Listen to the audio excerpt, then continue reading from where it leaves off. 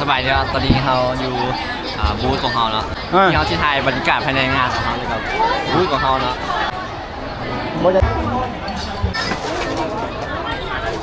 こんにちはこんにちはตั้งใจเลยคนนี้จีว่าเบอร์ไงคำสมัยอ่ะ เจ้าของซอง กราบสบายวันนี้เราชิมาต่อ EP 2 งานอาหารอยู่คณะอักษรศาสตร์เดี๋ยวชิพารอบลงมาเป็นอะไรนั่นนี่กะไอทิน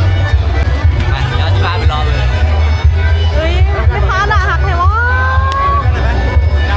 ซื้อน้ำเห็ดไหมคะ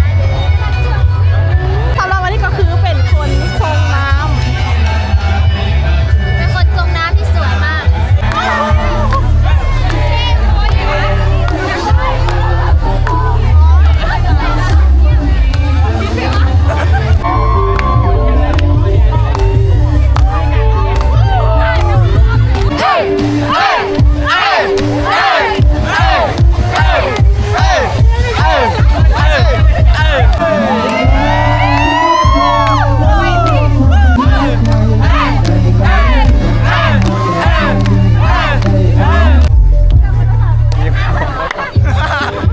วิ่งซัดว่ะ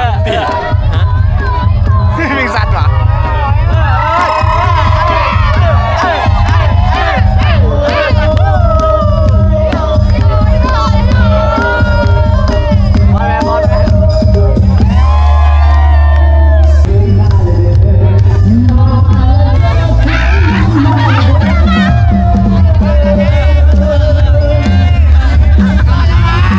เจ้าบ่าวจะเอาแก้วมาเขยเอาเขยมาฝากเอาขันหมากมาให้ทางฝ่ายเจ้า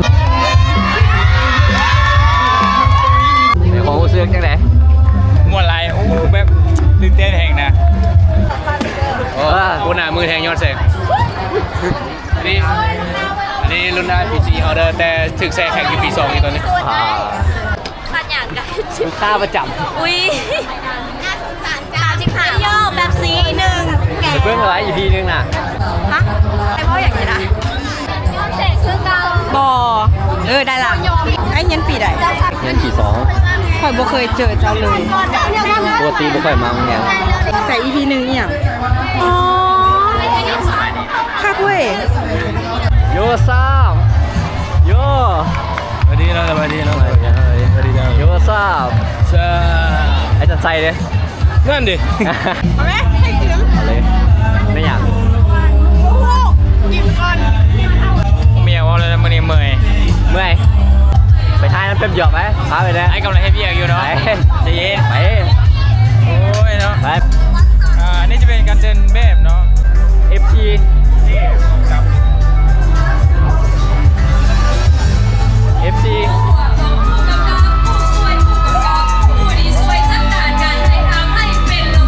นี่จะเป็นการเดินแบบของตลาดซีก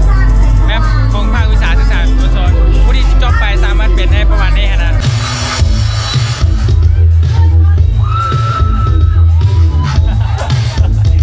เป็นยังไม่แห้ง เด็กสื่อสารเนาะโคตรจะเฟี้ยวว่องเลยว่าธรรมดา ยังนะไปลูก ครับเลย โอ้เอาแบบนี้เดี๋ยวมาจ้อง แลกกัน คือจ้าหนอง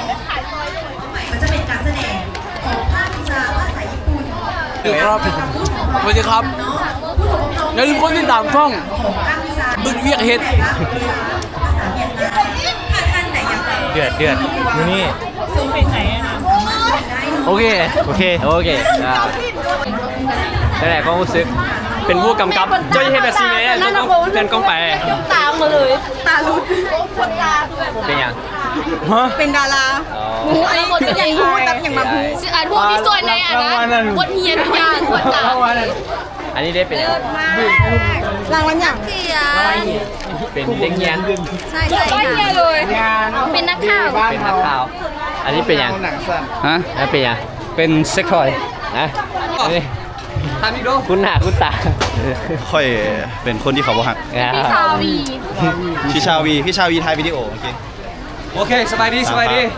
พระเจ้ากับพี่มาสอนเนาะกำกับนางเอวีเนาะใครสนใจเป็นดาราการติดต่อเข้ามาได้เด้อเรามาเริ่มต้นเบิ่งการเอวีประเทศลาวไปพร้อมกัน ทิมเบอร์ไว้ป่ะ พิมพ์ไปไว้ สุดยอด มื้อนี้เป็นเกียรติหลายเฮาได้รับรางวัล ยอดเยี่ยมของประเทศลาวถือว่าเป็นรางวัลระดับชาติ เจ้าหุ้งเงาเรื่อง ภูมิใจในตัวเองขนาด เจ้าหุ้งเงาเรื่อง เรื่อง ล่าสุดคือ ขมอนอย่างนี้ ขมอน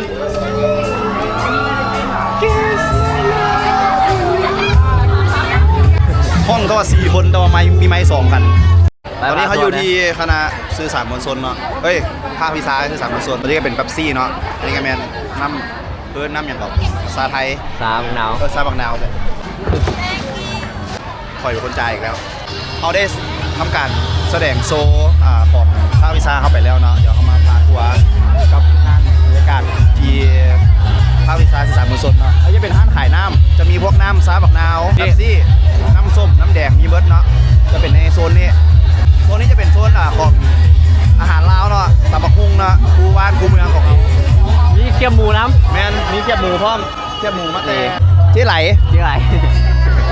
เจ๊ไหลเนาะของเจ๊ไหลทั้งตำบักหุ่งตำข้าวปุ้นตำรวมมิตรอันนี้จะเป็นโซนไทยฮูมเนาะอันนี้ก็เป็นเจ้าบ่าวเจ้าสาวที่แห่ไปเมื่อกี้เนาะว้าวอันนี้จะเป็นการโซ่ของรัสเซียเนาะเขาก็บ่ต้องสนใจเนาะเขามาสนใจทางบูธเขาเป็นโซนขายข้าวโพดอบเนยแล้วข้าวโพดอบเนยเนาะอันนี้เป็นโซนที่มีสาวสวยขายอยู่ว้าว สวัสดีข้าพเจ้าสมพรพามารองานเทศกาลอาหารของคณะอักษรศาสตร์เนาะคือพาดัวพูดของเขา สรุปสัมภาษณ์ไผ่ดิอันนี้เป็นบูธสุดท้ายของเขา เริ่มต้นเลยอ่ะ เริ่มต้นเขาเริ่มมาจากหุ้นไรสัตว์นี่เป็นบูธสุดท้ายของเขาเนาะเป็นบูธของอีกหนึ่งของพวกเขาเอง จะเป็นขายพวกเกี๊ยวเนาะนี่ซื้อห้านทอดกรอบๆเนาะสามารถมากินได้ได้สนใจป่ะสิ้นปีเด้อส่วนโปรแกรม อ๋ออย่างกับแบบไม่ยินเลยนะเสียงดนตรีเอาเน้นเบื้องบรรยากาศงาม เล่นเบิ่งบรรยากาศนะเบิ่งแบบ และนี่คือภาควิชาสื่อสารมวลชนของพวกเขาเนาะจะประมาณนี้ขายหลากหลายบนหลากหลายเลย ๆใครยัง เกี้ยวสื่อสารมวลชน ปียัง ปีหนึ่ง ตอนนี้เขาอยู่กับทีมงานเนาะอันนี้ปี ปีหน้า นี่เลยปีไหนอันนี้ปีเนอร์เนาะโอเค อันนี้ปี เอาล่ะปีโป้ ไปตอนนี้เขาสิพาเลาะแต่ละภาควิชาเนาะเขาสิไปพุ่นกระบอกเกาหลีเลยบอกไปเกาหลีเลยเนาะแล้วใครยัง ไปดี ไอชิปเต้ากุกกี้กับกิมจิ ว้าวเขามาจากภาควิชาสื่อสารเด้อไปลบ มาซื้อกันหลายๆเด้อนี่มีเต้ากุกกี้กับกิมจิแซ่บๆแขกซื้อมาทอนตลอดเด้อ ซองเรา เอาเด้อเดี๋ยวสิลงเลยนี่อันนี้ไลฟ์สดอยู่นี่ ไล่จดอยู่ปะ นี่โซนซูชิเนาะนี่แม่ค้ากับสุดสวยเนาะกิมบับสแกนเลยได้สแกนเลย 35 ได้เลยต่อไปเนาะตอนนี้เขาอยู่ที่บูธของ ภาษาเกาหลี ภาษาเกาหลี อันยองอาชิโย อันยองอาเซล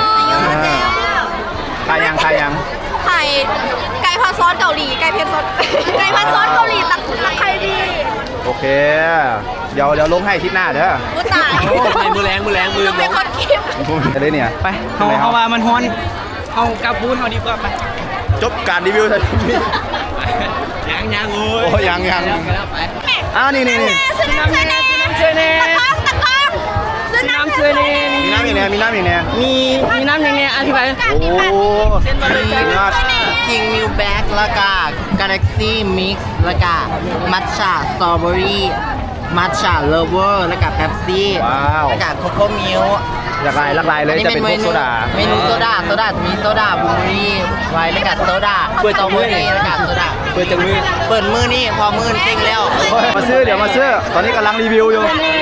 ฝากร้านด้วยงานโซดาปลอม โซดาป๊อป ไล่จดด้วยเนี่ย แท้ แต่อื่นเวียกเห็ดแต่ว่ามืออื่นลง ลื่นลง นี่ฮา นี่นี่ห่าวนะมาเอ้ย จกสลักอีกอะเนื่องงานจกสลักนุ่นโซกฟรี โว้ โซกจากทานถ้าโชคดีกินฟรีไปเลยลูกค้าวันนี้จะได้ หายจกว่ะนะสิจกพักเดิน จดไปบ่ จกได้ เบอร์นะ เออ จับกล้อง เจอได้แบบ iPhone 18 Pro Max แน่นอนขอให้โชคดีเจออีกได้เด้อทนาย ยกถ้วยจนกว่าจะกินฟรี จงจึงก็จะได้กินฟรีเอาเฮ็ด ขอให้โชคดี อ๋ออุ้ยลูกค้าน่าจะโศกแย่แล้วนะโอ้ย ขอ ลูก ให้ ค้า โชคดี สุดแย่แล้ว อะไร มิสเตอร์ทีน แม่ค่ะโชคดี ได้1ข้างได้อีก1ข้างโจ้อีกได้1ข้างโอ้ ขอบอกขอ เด้ โซลีลา โซ ได้ ลีลาได้หนึ่งค้าขอให้ไหมคะ ขอให้แม่ค้าโซลีลา โอเคไปห้าเลยเด้อ เซิร์น5เลยวันนี้เอาไหนดึกเหลือเรียบร้อยเลย ไปเลยเด้อไปแม่ค่ะ เรียบร้อยเกมเขาเอิ้นว่าการตลาดเขาเอิ้นว่าการตลาดเลยเขาเอิ้น ไป อ่ะ เลยเด้อ เจ้าแพ้การตลาดแล้ว ตื่นหนุนเลยเด้อ การตลาดล้วนๆเรียบร้อยเป็นไงแซ่บบ่ แซ่บนะ ทางใด บุรัสเซียอยู่บุรัสเซีย รัสเซีย มันบุรัสเซีย น้ำก่อนได้เลยถ้าซิมน้ำ แซ่บนะ พวกเงินแถมกระดูกสามารถจกสะ อย่าจกก่อนมัน อย่าจกอย่าเขาศิละเขาหัน เดี๋ยวแต่บรรยากาศงามบ่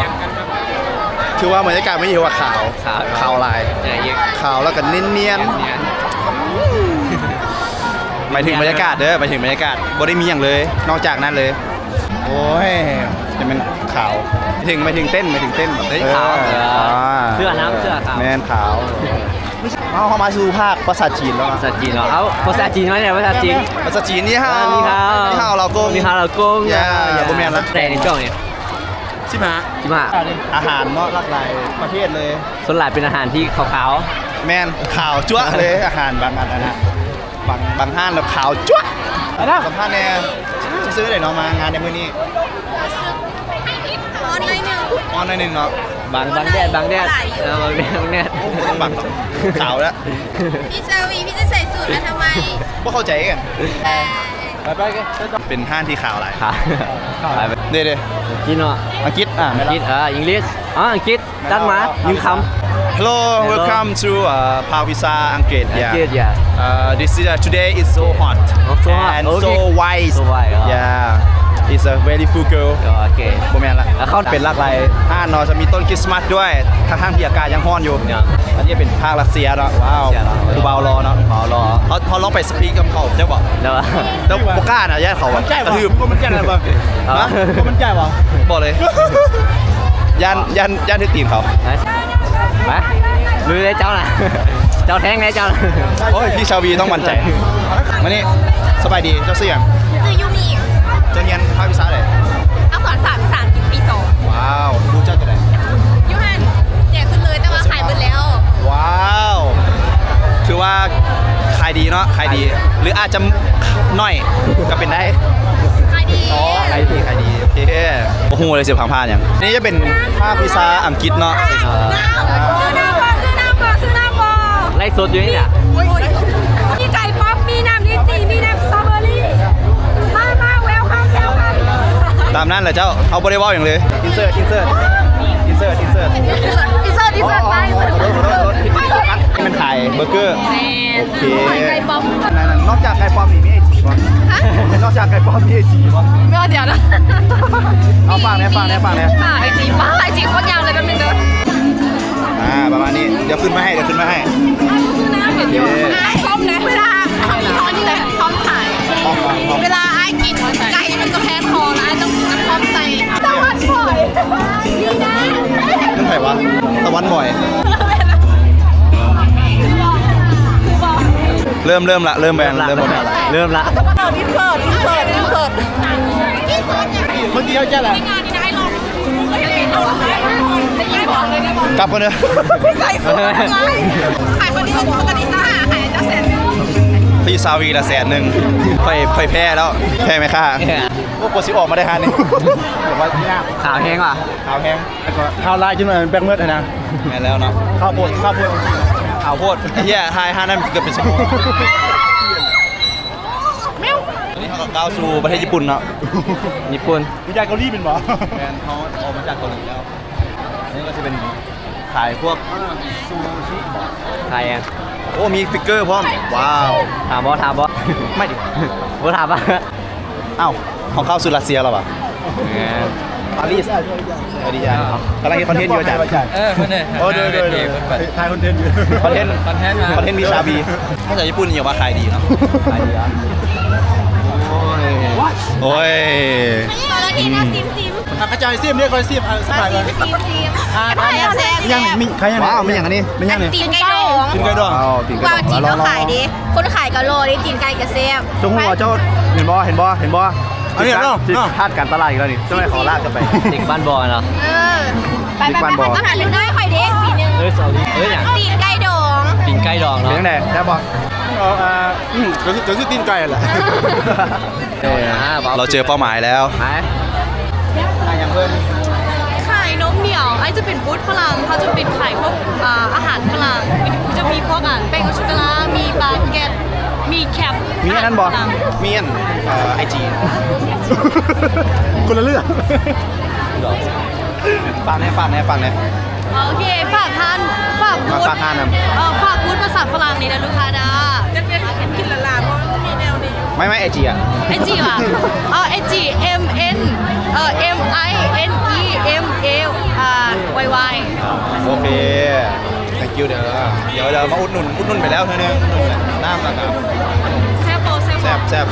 ซ่บการันตีเลย ดีเนาะ แมนแป้งขาวแดง แดงขาวแห้ง เอาอาจารย์ไม่ได้ สัมภาษณ์ซื้อน้ำเชฟไร นี่อันนี้เป็นโซนฝรั่งที่เก่าเนาะจะเป็นโซนขายก็อย่างก่อนแคมบูเล่เนาะ โดย ขายอย่าง เขามีแคมบูเล่เด้อ เจอแคมบูเล่แมนแค่ลูกไม้ซื้อ2 อันแถม2 อันซื้อ3 อันแถม3 อัน นอกจากนี้เขายังมีโซดาฟิวคอลลาเจนมันเด้อ เขาพูดเลยเขาสิบแปดจากไหนฝากห้าเนาะจิมบูเล่ กินโบเล่ เดี๋ยวมีเงินก่อนมา มี ซื้อ เงินก่อนเนอะโอ้ ว้า ว้าว เอาเลย คนดังนี่ดัง เอางงเลย 你们是中国人哦，对吧？我会说中文一点。我们是老挝人。老挝人。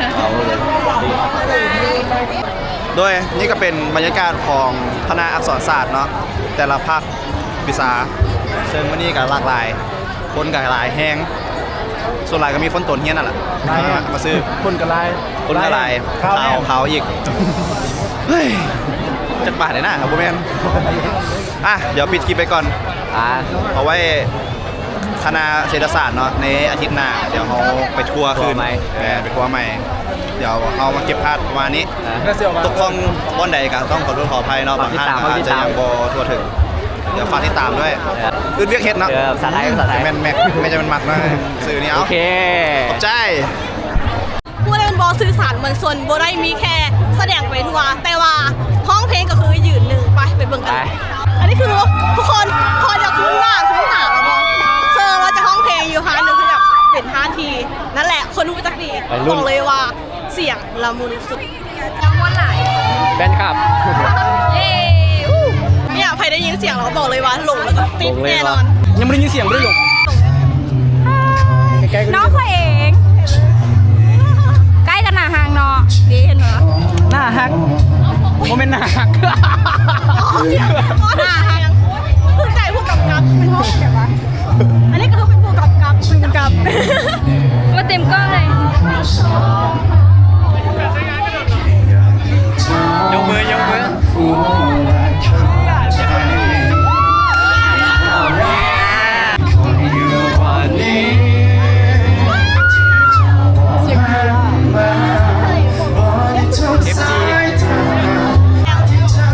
นสมกับที่เราเป็นเด็กสื่อสารแม่นเด็กสื่อสารเขาเก่งทุกคน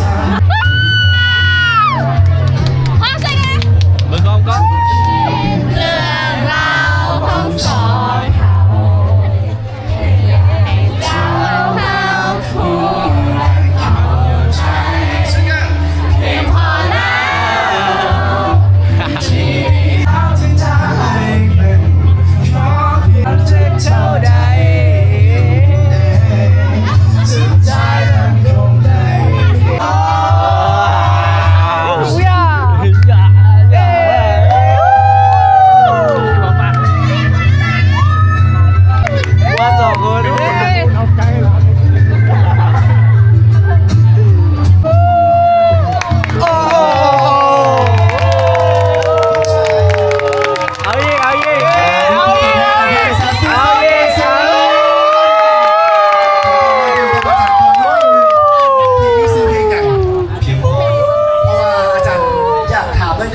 สบายดีท่านผู้ชมที่เคารพสบายดีท่านผู้ชมที่เคารพวันนี้มาร่วมงานเทศกาลวัฒนธรรมนานาชาติประจำปี 2025 ของเราเลย อาชีพเลยเนาะปากเขาเป็นฟังอะไร มาดิ ท่านวันนี้ลงมือไหน อีกจังหน่อย ใช่ที่นี่ลง ในภาค ที่ อย่าง หน้า ที่สองพอเขาจะกระเป๋า เมื่อแรงนี่เมื่อตัดแล้วก็ลงเลยเมื่อแรง แรงตัดมือลง แต่ละภาค เดี๋ยวไหนโอ้ซื้อของเพลง พวกกะโลแหละ โอ้ม้วนไหลม้วนไหล หยอกหยอกหยอก โอ้ยแม่ โดยห้องเพลงอยู่โฮมซาเด้อช่วงแรก7 โมงครึ่งหา9 โมงแล้วก็5 ที่ 2แม่นซาวแคมป์9 โมงครึ่งหา11 โมง พอ7 โมงบ่ทันกินดอก7 โมงยังอาบน้ำหมดแล้ว มันเบิดแล้วอ้ายบ่ได้ต่ำแล้วงานนี้ เช่นเดียวกับภาคที่4ภาคสาววัฒนธรรมดาววันนี้ คิดว่านี่แหละแบบมันมีแบบอะไรที่กันต่อไปนี้คือเคล็ดลับอาหารอร่อยคือมีดปัดมือบ่อยๆรสชาติเซฟนัว ขายเบอร์ละเครื่องนะ โดยใครเป็นแล้ว ขายเบอร์แล้ว เป็นการ แล้ว